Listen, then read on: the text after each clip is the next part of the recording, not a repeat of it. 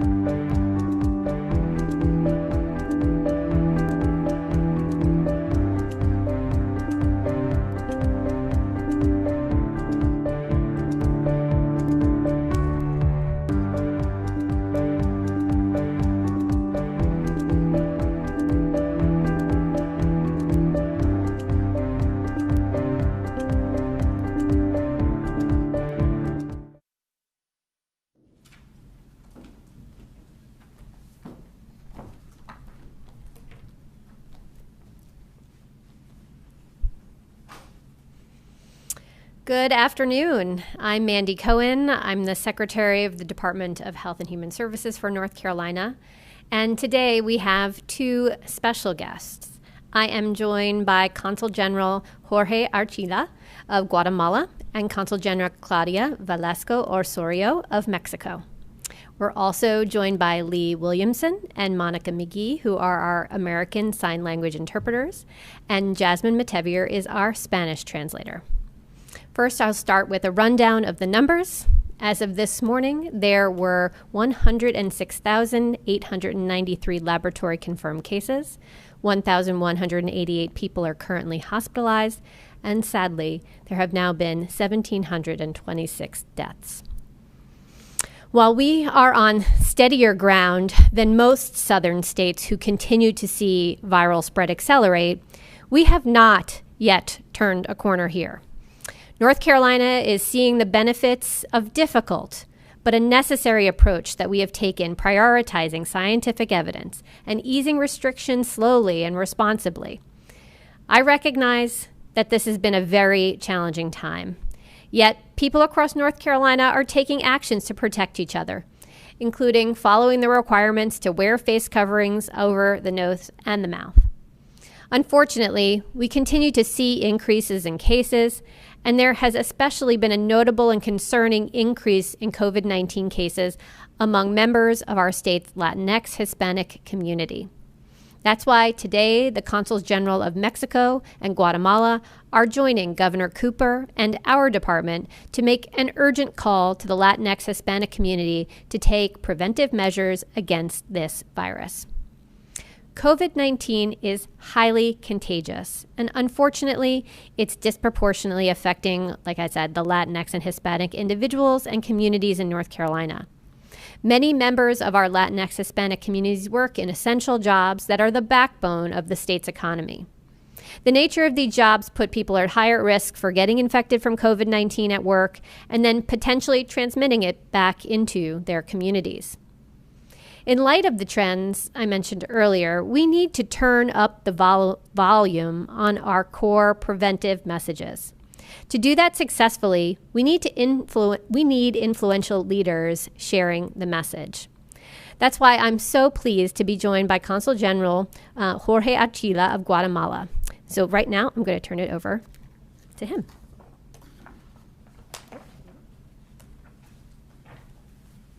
Thank you, Secretary Cohen. Good afternoon, ladies and gentlemen.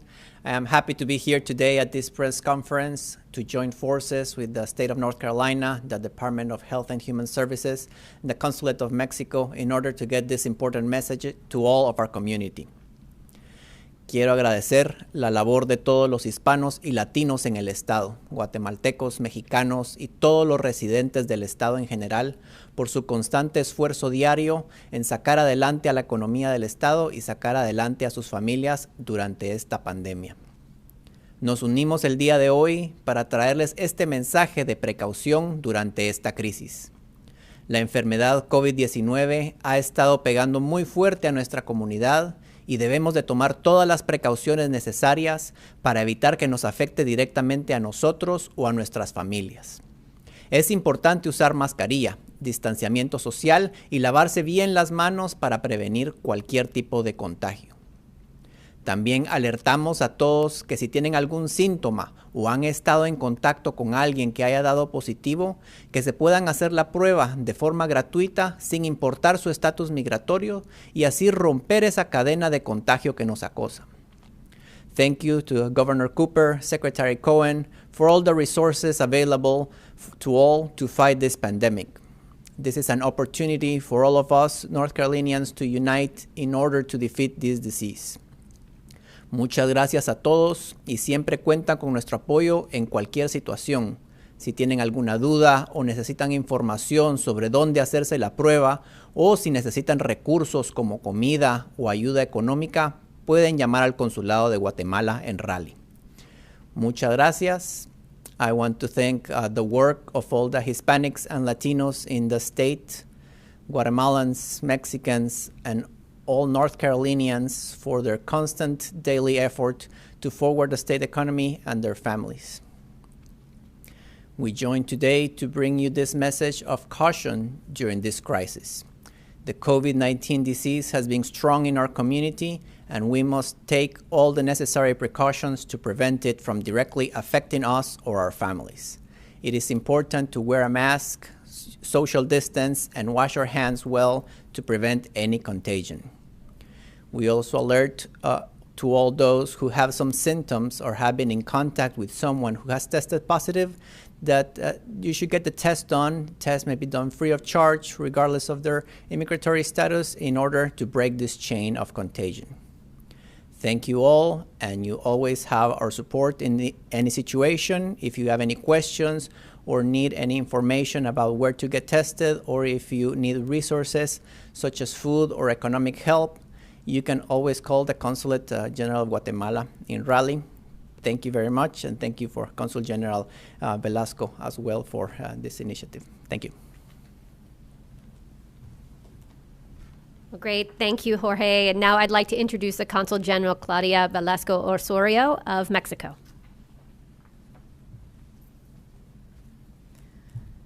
Good afternoon, Secretary Cohen. Difficult times like those we are expecting today always require collaboration and dialogue, while showing friendship and mutual understanding.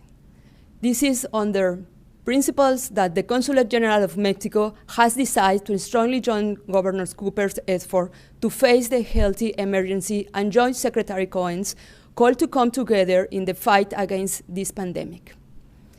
It is a joint task, which of course includes the authorities and all the organizations in our society, but also involves our community, our families, and above all, each one of us. The action that we have carried out with great effort over the course of several months of many fronts against COVID-19 will be ineffective if we let our guard down, if we do not become fully aware of the role that personally corresponds to us. I am pleased that the North Carolina government is mindful of the characteristics of the work Mexicans do in food production and construction. I'm pleased that the importance of their contribution to the state economy is recognized, but I must also point out that I fully share their interest for the benefit of all in urgently reducing the high rate of infection that has been registered among Hispanics. This is imperative to attend each one of the authorities' recommendations, making sure that in our homes their instructions are followed fully and without excuse, and that we all assume our responsibility in this emergency. Let me acknowledge, even briefly, the commitment of the government of Guatemala in the presence and dispose of Consul General Archila to once again thank Governor Roy Cooper, Secretary Cohen, and the team for their willingness to contribute this common initiative. In these difficult times, more than ever, solidarity, unity, and joint work are key pieces to continue building the future that we share. This virus not will defeat us. Thank you so much. Los tiempos difíciles como los que vivimos hoy en día exigen siempre de la colaboración y el diálogo al tiempo que ponen de manifiesto la amistad y el entendimiento mutuo. Es bajo estos principios que el Consulado General de México ha decidido sumarse firmemente a los esfuerzos del gobernador Cooper para hacer frente a la emergencia sanitaria y se une al llamado de la secretaria Cohen para unirnos en el combate contra esta pandemia. Se trata de una tarea de conjunto que incluye desde luego a las autoridades, a todas las organizaciones de la sociedad, pero que también involucra a nuestras comunidades, a nuestras familias y sobre todo a cada uno de nosotros. Las acciones que con mucho empeño hemos llevado a cabo a lo largo de ya varios meses en muchos frentes contra el COVID-19 será en vano si bajamos la guardia y si no tomamos plena conciencia del papel que en lo personal nos corresponde. Celebro que el gobierno de Carolina del Norte tenga presente las características del trabajo que realizan los mexicanos en la producción de alimentos y en la construcción. Me satisface que se reconozca la importancia de su contribución a la economía del Estado, pero también debo señalar que comparto plenamente su interés en beneficio de todos, en abatir con urgencia el alto índice de contagios que se ha registrado entre los hispanos. Es imperativo atender cada una de las recomendaciones de las autoridades, cuidar que en nuestros hogares se cumpla cabalmente y sin excusa alguna sus instrucciones y que asumamos todos nuestra responsabilidad ante esta situación de emergencia. Permítame reconocer así brevemente el compromiso del gobierno de Guatemala en la presencia y disposición del Cónsul General Archila, agradecer una vez más al gobernador Roy Cooper y a la secretaria Cohen y a su equipo la voluntad de contribuir con esta iniciativa común. En estos tiempos difíciles, más que nunca, la solidaridad, la unidad, el trabajo de conjunto son piezas claves para continuar con la construcción de ese futuro que compartimos. Este virus no nos va a derrotar. Recuerden siempre las 3 Ws. Muchas gracias.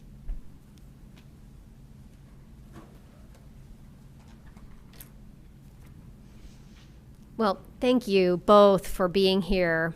By joining us in this effort, the consuls general, together with the nations they represent, Guatemala and Mexico, are sending us an important message about the value of community. We are all in the fight against this virus together. From the DHHS side, that's why we've made it a priority to create bilingual COVID-19 resources and community engagement strategies. Our Spanish language version of the Check My Symptoms tool lets people enter their symptoms to determine if they should get tested for COVID-19. Our bilingual Find My Testing place on our website allows people to enter their county or their zip code and access information about testing locations nearby, some of which are free. And our ongoing work to expand that testing has included the surging of free testing sites in Latinx Hispanic communities that previously had limited or no access to testing. And we're prioritizing hiring Spanish-speaking staff members to join our COVID-19 community teams who perform contact tracing by reaching out to people who may have come into close contact with someone who tested positive for COVID-19 and connecting them with resources, information, and support. We need an all-hands-on-deck approach to get critical public health information out there to people so that they can take action to protect themselves and their family. If you are a community organization, consider sharing our campaign resources. They're on our website at covid19.ncdhhs.gov. Again, thanks to our guests for being here today and for their partnership. Remember to practice the 3 W's. Wear a face covering over your nose and your mouth. Wait 6 feet apart and wash your hands often. That's the 3 W's. Wear, wait, and wash. And with that, I will turn over to your questions. Our first question today is from Daniel Vallotto with Telemundo Charlotte. Yes, thank you very much for this opportunity. We have been witnessing several cases of immigrants trying to get medical assistance because they are COVID-19 positive and they are having symptoms and they have been in hospitals. And unfortunately, they are turned away. They are not admitted in the hospitals because they do not have health insurance or for other reasons that we don't know yet. My question is for both Consul Velasco-Osorio, Consul Archila, how Mexico or Guatemala are helping their immigrants in that unfortunate event if they are not able to get medical care in a hospital in North Carolina. Are you providing any type of assistance? Thank you. Thank you so much for your question. Yes, of course, we are very aware that many Mexicans don't have insurance, and they can call us. We are a partnership, a very important partnership here in North Carolina, to help them and to guide what is going on, where they can go. They can call to the Mexican consulate, and we can provide assistance for them. Yeah.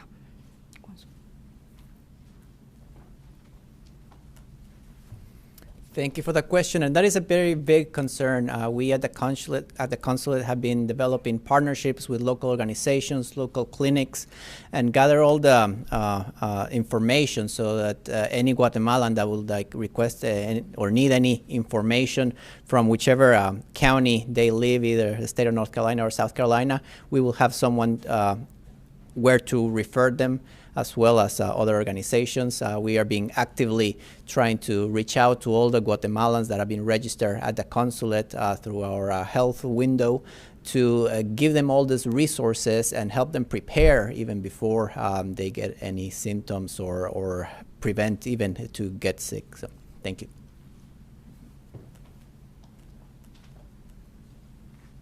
Thanks, Daniel. Our next question is from Brian Anderson with the Associated Press.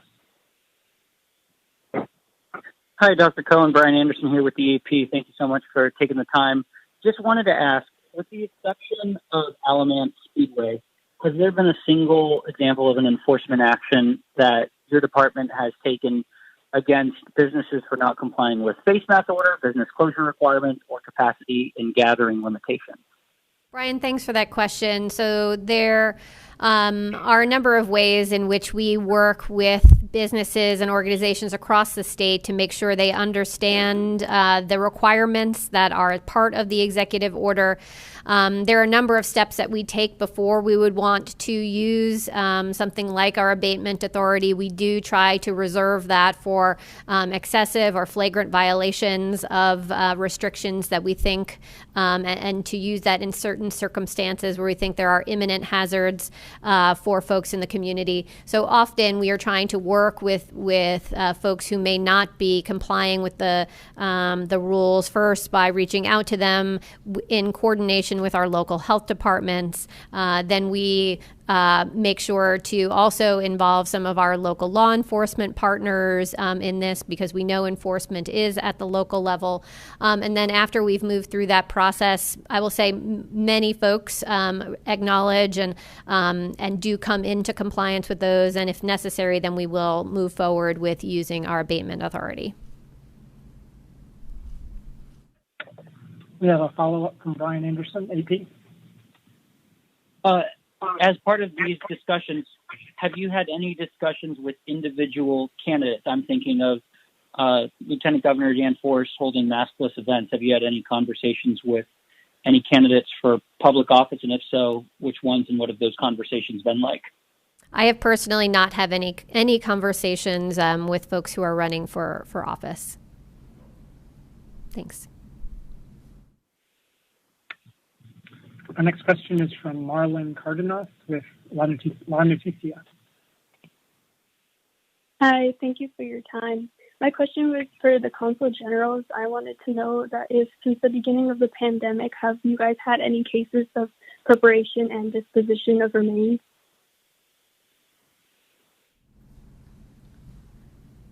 Yes, hello. Yeah, we are working with several partnerships, and we have in our social media, we have the list that the people can go to find and to support not only food and other resources like advocacy, or in this time is very important the mental health also, and we have all the resources in our social media. And of course, we are working in, if you have some case, or do you know someone that needs help in this issue, you can contact our Department of Protection and we can support them. Thank you.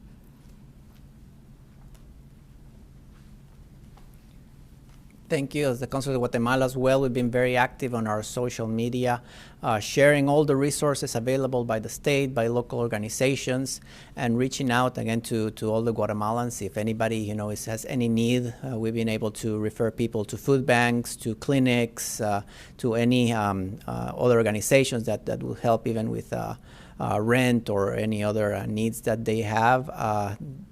If you know any Guatemalans, please have them call the Consulate of Guatemala. Thank you.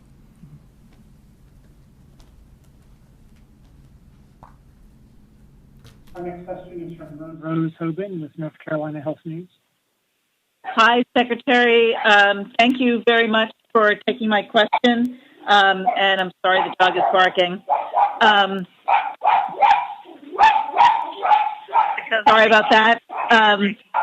The joys of working from home. Okay, so have you folks had conversations with officials in Texas and Arizona where there are other large populations of Latinos? What are they doing to reach their Latino populations, and what are they doing that might be different or the same from what's happening here? Sure, I'll start and I'll see if my other colleagues want to jump in from the Consul Generals as well. So we are definitely trying to share best practices across states in a number of ways. I think some of the work that you're seeing us do, we saw modeled in other states. As you know, that we have supported 5 different Latinx Hispanic organizations that have deep roots at North Carolina, working close with the community. So definitely a best practice of engaging long-standing organizations in this effort. Also making sure that we have materials in Spanish and in English, as well as all of our online tools in both languages. So we talked about that. And then as we thought about our testing strategy as well, this is, I know in San Antonio in particular that they are doing this kind of testing work where they are surging testing sites that are free, that are paid for by the state in a number of their communities, and really trying to be mobile and bring testing to where people are. So we definitely have learned some best practices from others. But why don't I see if my colleagues want to share anything else that they may have learned. Anything from other states? Well, thank you so much. That we have a broad consular here. We are 50 consulates in Mexico at the U.S., and all the consulates are working very close with the authorities and with the organizations. And of course, no matter their status, we are always ready to help everyone. And of course, that Secretary Cohen says, we are sharing the best practice in all our net of consulates. Thank you.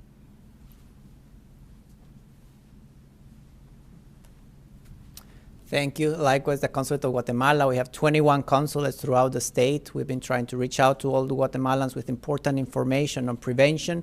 We've translated all the documentation and information, not only to Spanish, but to the different Mayan languages that Guatemalans speak throughout the state, to trying to reach them in their own native language.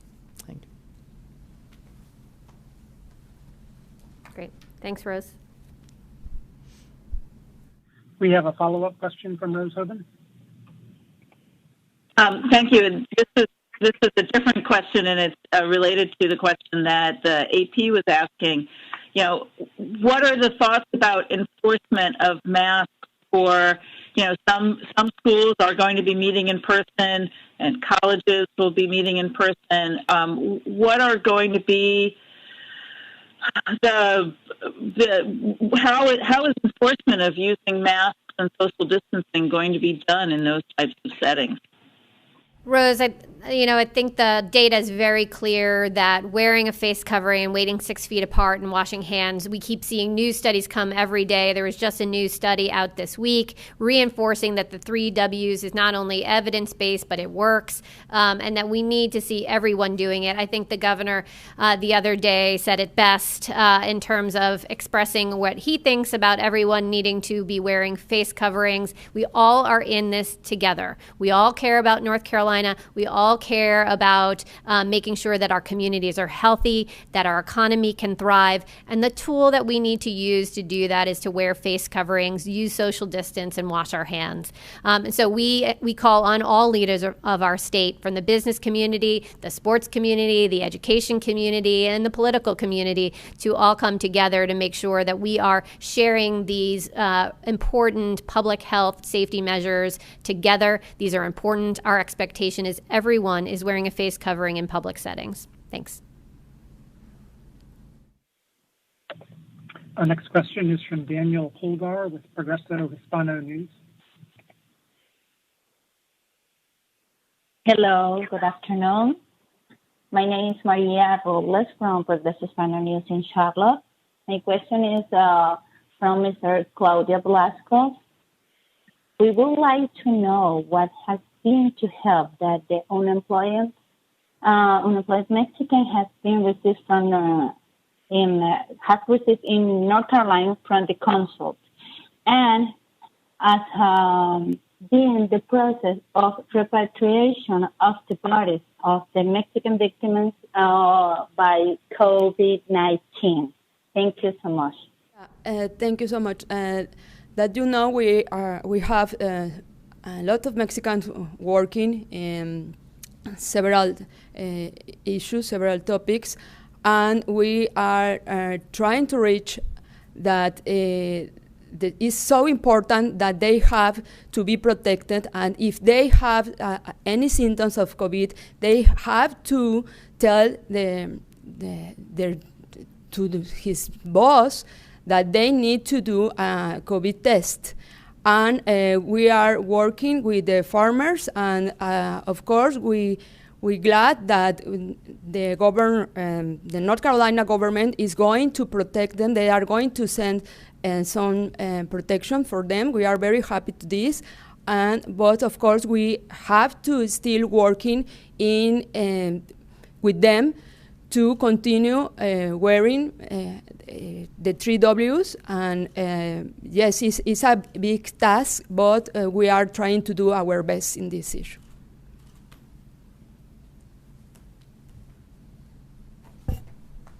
Great, thank you.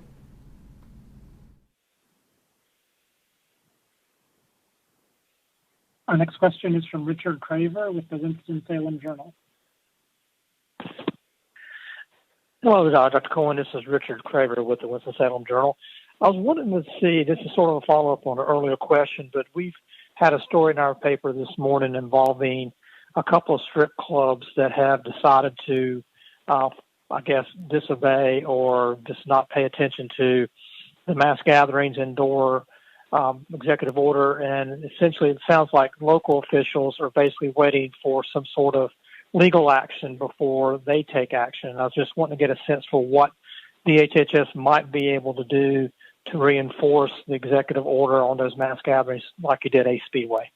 Sure. Thanks for that, Richard. So there are a number of folks who need to be doing better to pay attention to the details of our executive order. We would like to make sure that everyone is following those very carefully. We were very deliberate in how we have been thinking about easing restrictions. So the things that continue to be closed are closed for a reason, because they are high-risk settings where viral transmission is very likely.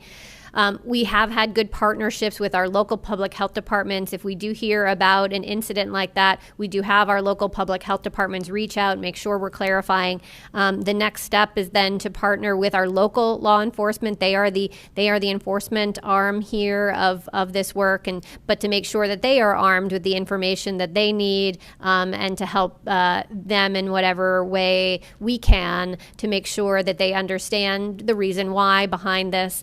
And so that is the next step. If we see ongoing and flagrant violation of this, we have used the abatement order. Again, we try to use that order sparingly when we feel like there is imminent hazard of the public's health, and we will continue to use that going forward.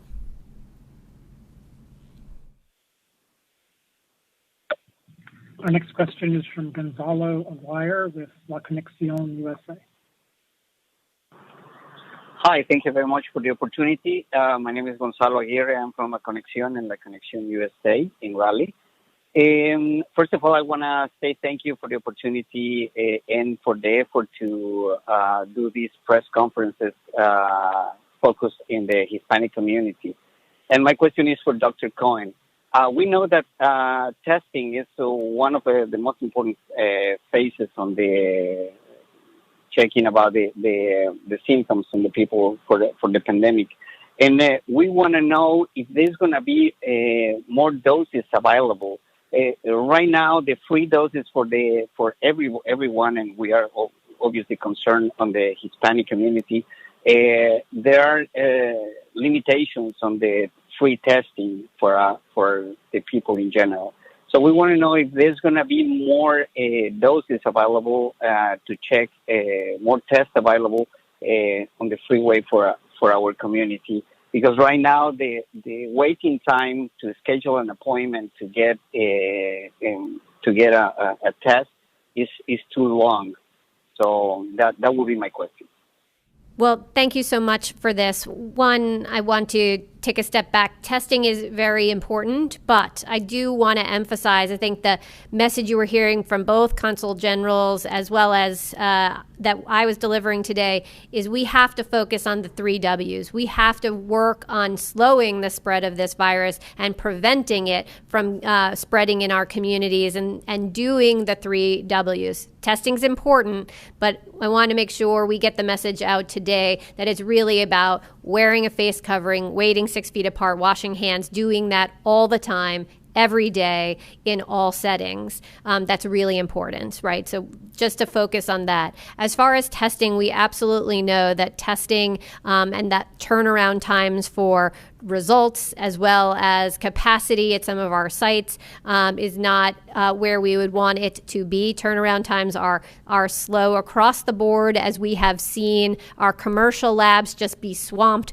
with the number of tests that they are getting. Our hospital labs are having supply issues in order to process the tests. And this is not unique to North North Carolina. This is happening across the country. So we have a number of ways in which we're trying to attack the problem. So first is that we need federal help, and we're trying to work with our federal partners both to understand how we can get the supplies that we need here to North Carolina, particularly to places like Charlotte and our main hospital, Atrium, that could be doing a lot more testing if they had those supplies. The second is to work on diversifying the number of labs that we have here. So partnering up some of the collection sites with labs that may be smaller but have capacity to turn them around.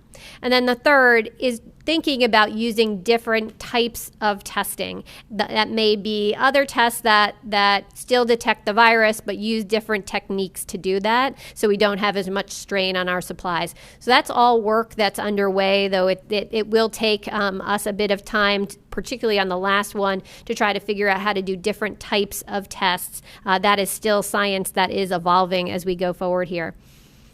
In terms of making sure that folks have access to the free testing, all this month we continue to put up additional mobile test sites in about 300 of them in about 100 different zip codes. We actually just added even more over the course of this week. You can find those free testing sites on our website at the Find My Testing Site tool that's on our website. They are labeled as free, so we encourage folks to take advantage of those, and we'll continue to try to ramp up testing availability as well as those turnaround times. Thanks. Our next question is from Galo Baird with Norsan Media. Good afternoon. My question is for Consul de Mexico and Guatemala. Many people lost jobs. Had problem for pay the rent for the medical Consul. I had the help this family and the person in this pandemic for the people and the Guatemala and the Mexico, please.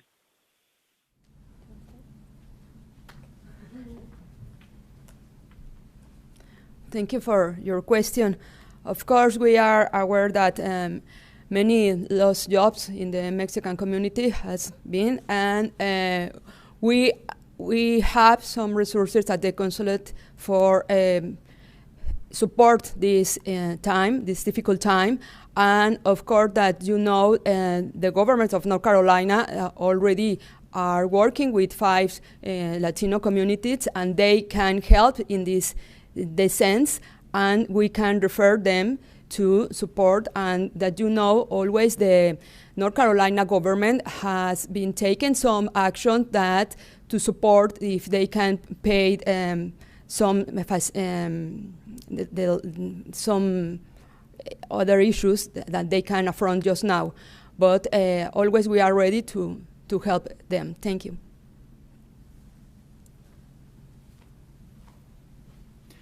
Thank you for the question. Yes, we are very concerned with a lot of Guatemalans and Latinos and Hispanics in the country have lost their jobs, and but it's through this crisis you realize how important the community support is, and all the organizations and community have not let us down. They've picked up and supported each other, which I think is very important. There's a lot of organizations that we have been working closely together to help these families. We even have a partnership, with the Hispanic Chamber of Commerce. People that have lost their job in one area can try to find another job in a different area, not where they were, but in a different industry that is having opportunities right now. So we're trying to help any way we can with resources or with other opportunities as well. Thank you.